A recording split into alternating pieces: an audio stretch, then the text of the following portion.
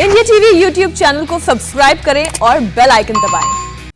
बिहार की सियासत से इस वक्त की एक बड़ी खबर आपको बता दें। एलजेपी में बगावत पर नया अपडेट सामने आया है। दोपहर 3 बजे बागी सांसदों की प्रेस कॉन्फ्रेंस होने वाली है। पांचों बागी सांसद दिल्ली में प्रेस कॉन्फ्रेंस कर अपने नए नेता पशुपति कुमार पारस के नाम का ऐलान करेंगे। इस प्रेस कॉन्फ्रेंस में यह बताया जाएगा कि पार्टी ने पशुपति कुमार पारस के नाम की सिफारिश लोकसभा स्पीकर से भी कर दी है। दरअसल केंद्रीय कैबिनेट में फेरबदल की अटकलों के बीच एलजेपी की फूट से बिहार की सियासत में नया ट्विस्ट आ गया है।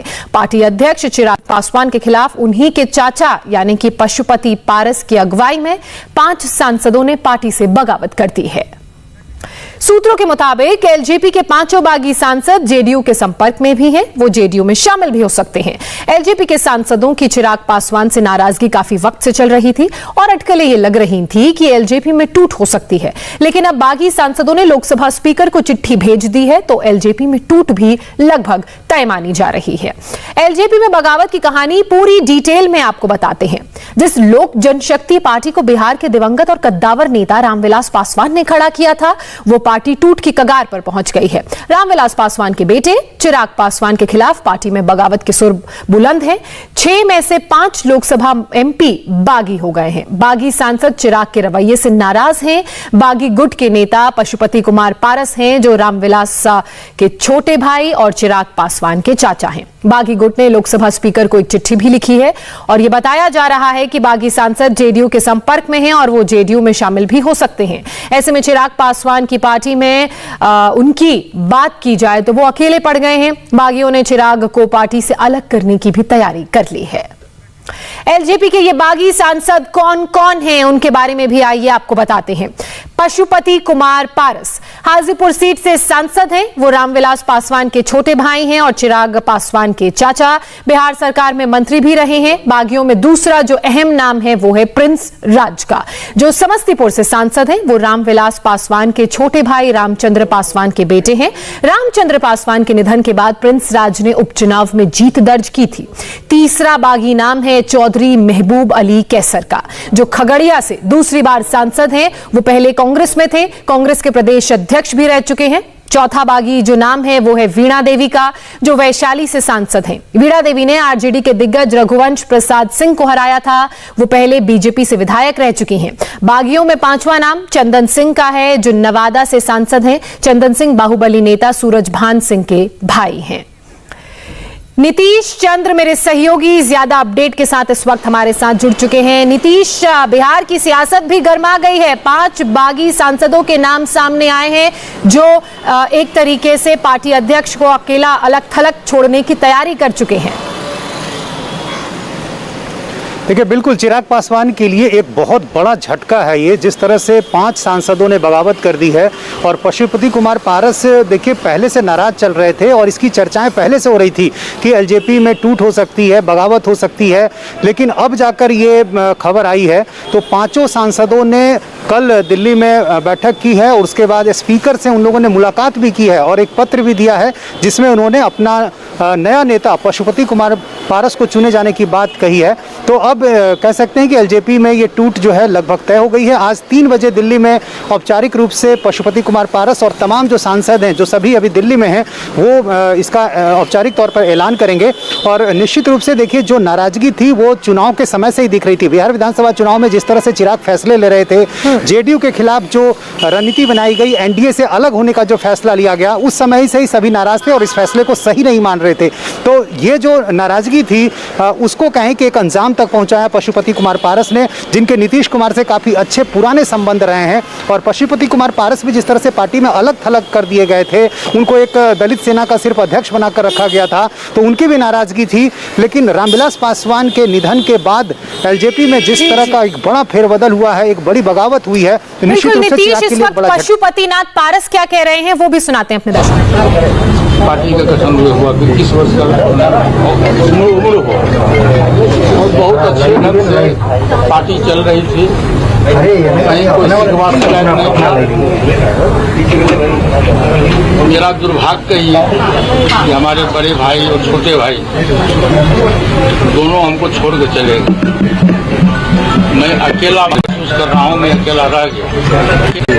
पार्टी का बागडोर जिनके हाथ में गया, पार्टी के 99% कार्यकर्ता, सांसद, विधायक और जो हमारे पार्टी के समर्थक लोग थे, सभी लोगों की इच्छा थी कि हम 2014 में एनडीए गठबंधन के पार्ट बने और इस बार के विधानसभा चुनाव में हम एनडीए गठबंधन के पार्ट बने रहे।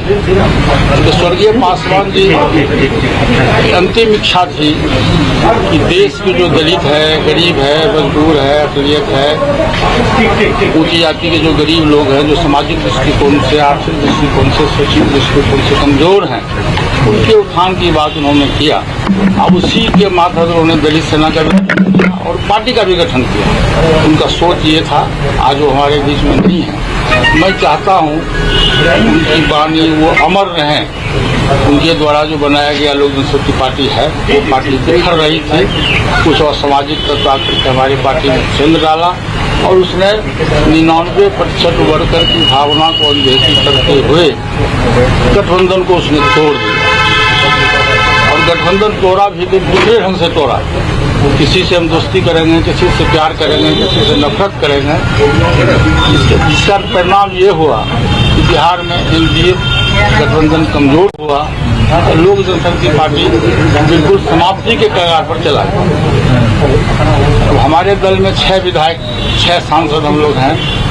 5 सांसद की इच्छा थी 6 महीना से कि हमारी पार्टी का अस्तित्व खत्म हो रहा है, इसलिए पार्टी को अब बचा लीजिए। तो मैं पार्टी तोड़ा नहीं हूँ, मैं पार्टी को बचाया हूँ और स्वर्गीय पासवान जी के आत्मा को शांति के लिए जब तक मैं जिंदा रहूँगा, लोक जनशक्ति पार्टी देश में जिंदा रहेगी और हम उसको बरकरार रखेंगे। गरीब, दलित, शोषित जितने भी समाज के लोग, गरीब तबके के लोग हैं, मैं उनकी सेवा करने के लिए 24 घंटा में चिराग पासवान जी हमारे परिवार के, हमारे भतीजा भी है, हमारे पार्टी के राष्ट्रीय अध्यक्ष भी थे, अभी तक हैं। मुझको कोई आपत्ति नहीं है दल में रहे, मुझको कोई आपत्ति नहीं है। मुझको चिराग पासवान से कोई शिकवा शिकायत नहीं है। मैंने स्वयं आपको कहा कि मैं पार्टी तोड़ा नहीं हूँ।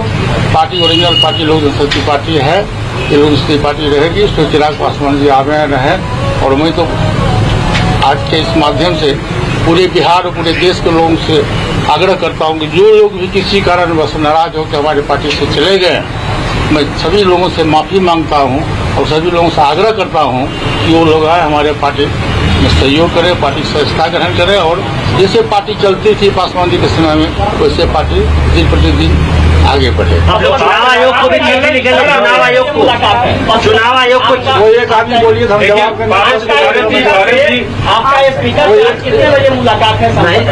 स्पीकर साहब को मैंने कल रात में 8:30 बजे 5 सांसद हम लोग स्वस्थ शरीर जाकर के उपस्थित होकर मैंने उनको कागज दे दिया। जब अब वो ऑर्डर देंगे, बुलाएंगे तो हम तो पार्टी के अध्यक्ष में आप ही रहेंगे कि लोकसभा में? वो तो भविष्य की बात है। पहले तो लोकसभा में सदन का नेता को बनने दीजिए, उसके बाद की बात। आपने जेडीयू के नेता से मुलाकात की, ऐसी खबर आ रही है गलत से मुलाकात? गलत बात है। क्या जेडीयू में जा रहे हैं आप? नहीं भाई, 100% गलत है। चुनाव आयोग में हमारी पार्टी है, हमारी पार्टी रहेगी। लोक जनशक्ति पार्टी को किसी को मरवा नहीं है। लोक जनशक्ति पार्टी का संगठन पूरे देश में है और बिहार में हमारा संगठन काफी मजबूत है। हमारा संगठन था, है और भविष्य में रहेगा। मैं एनडीए गठबंधन के साथ में, मैं एनडीए में के साथ था और मैं आज भी हूँ। मैं गठबंधन में रहूँगा, गठबंधन धर्म का पालन करूँगा। जहाँ तक बिहार सरकार की बात है तो हमारी जो सोच है, हमारा जो ये है, उसके मुताबिक मैं बिहार के मुख्यमंत्री श्री नीतीश कुमार जी को मैं अच्छा लीडर मानता हूँ, विकास पुरुष में मानता हूँ। मैं तो बोल रहा हूँ, चिराग पासवान क्या बोल रहे हो? नहीं बोलने के ये बताइए पारस जी। पशुपति पारस को आपने सुना, तमाम बड़ी बातें उन्होंने कही और जो सबसे बड़ी बात उन्होंने कही कि वो पार्टी नहीं तोड़ रहे हैं बल्कि पार्टी को बचा रहे हैं। अब पार्टी में कुल 6 एमपी हैं और ऐसे में 5 ने अलग होने का फैसला कर लिया है, तो कहीं क्या वो अध्यक्ष को बाहर का रास्ता तो नहीं दिखा रहे? मेरे सहयोगी नीतीश लगातार हमारे साथ बने हुए हैं। नीतीश, पशुपति पारस की बातों से अब हम क्या समझे? उन्होंने बोला कि वो पार्टी तोड़ नहीं रहे हैं बल्कि पार्टी को बचा रहे हैं। जी हाँ, देखिए एक बात तो उन्होंने साफ कर दी है कि एलजेपी को लेकर जो चर्चाएं हो रही थी कि जेडीयू में उनके सांसद शामिल हो जाएंगे, इसको उन्होंने खारिज कर दिया है और ये स्पष्ट कर दिया है कि पार्टी बनी रहेगी। संसदीय बोर्ड के जो पार्लियामेंट्री बोर्ड के अध्यक्ष के तौर पर पशुपति कुमार पारस रहेंगे, लेकिन आगे देखना होगा कि राष्ट्रीय अध्यक्ष का जो पद है जो चिराग पासवान के पास है उसका क्या होगा।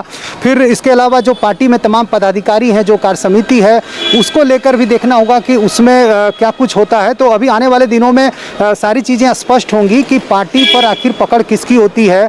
और पशुपति कुमार पारस जो कि अब पार्टी में सांसदों के अपने साथ होने का दावा कर रहे हैं, लेकिन पार्टी पर उनकी पकड़ क्या होती है। स्पीकर से उन्होंने जो पत्र दिया है सांसदों ने, उसमें सिर्फ ये कहा गया है कि जो हमारे नेता होंगे पार्लियामेंट्री बोर्ड के वो पशुपति कुमार पारस होंगे। तो ये सारी तकनीकी चीज़ें होंगी जो पार्टी से संबंधित हैं, वो देखना होगा कि आने वाले दिनों में उसमें क्या कुछ होता है। लेकिन नीतीश, एनडीए गठबंधन को लेकर उन्होंने ये कहा कि हम गठबंधन का हिस्सा रहना चाहते थे, लेकिन चिराग पासवान ने बिना किसी की सलाह मशवरा के ये फैसला ले लिया। तो ऐसे में क्या ये एक इशारा गठबंधन में वापसी का? बिल्कुल, ये बातें वो पहले से भी कहते रहे हैं इशारों में। और देखिए यहीं से जो रास्ता जो अलग हुआ वो यहीं से हुआ।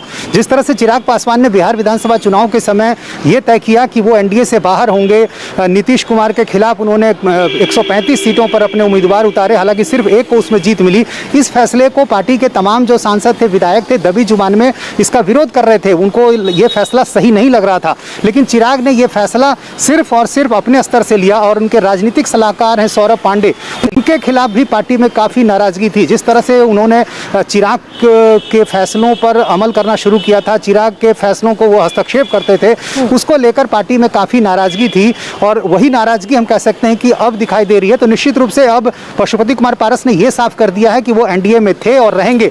तो अब चूंकि पार्टी के पार्लियामेंट्री बोर्ड के अध्यक्ष वो हैं, तो निश्चित रूप से ये माना जाए कि अब एनडीए का हिस्सा एलजेपी रहेगी। और निश्चित रूप से चूंकि कैबिनेट का एक्सपेंशन होना है, ये भी अटकलें लगाई जा रही हैं कि पशुपति कुमार पारस को मंत्री बनाया जा सकता है। तो सारी चीज़ें अगले कुछ दिनों में स्पष्ट होंगी। लेकिन पशुपति कुमार पारस ने आज ये साफ कर दिया है कि वो जेडीयू में शामिल नहीं होने जा रहे हैं, एलजेपी का अस्तित्व बना रहेगा। अब पार्टी पर पकड़ किसकी होगी, संवैधानिक तौर पर कौन पार्टी पर कब्जा कर पाएगा, ये आने वाले दिनों में स्पष्ट हो सकेगा। लेकिन आप इतने टाइम से बिहार की पॉलिटिक्स को कवर कर रहे हैं, खासकर एलजेपी के लिहाज से मैं बात करूं, फैसले को लेकर विरोध जताना शुरू कर दिया था। 5 सांसद इनके साथ हैं, पशुपतिनाथ के साथ। ऐसे में इनकी पकड़ कैसी है एलजेपी पर, और क्या टेक्निकलिटीज हैं जिनसे दो चार होना पड़ेगा?